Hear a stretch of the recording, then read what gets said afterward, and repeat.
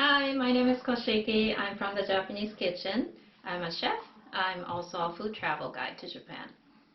Today I'm going to show you how to cut cucumber for sushi making.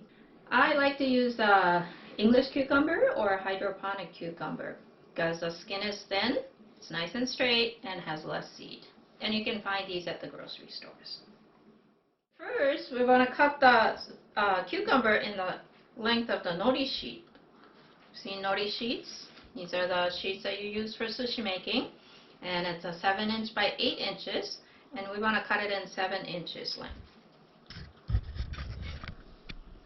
So you want to take the end off, bring it close to it, measure, then cut. I'm going to cut this in lengthwise.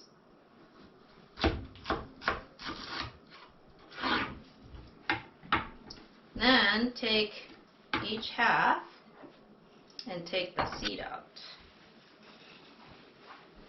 by running a spoon along the sides and just scoop it out. And now we're going to cut this into approximately 8 strips. 1, 2, 3, 4, 5, 6, 7. Okay, so now these are ready to use for sushi making. Just remember when you put them in the refrigerator, because the cucumbers are chilling sensitive, keep the temperature at 50 to 54 degrees Fahrenheit.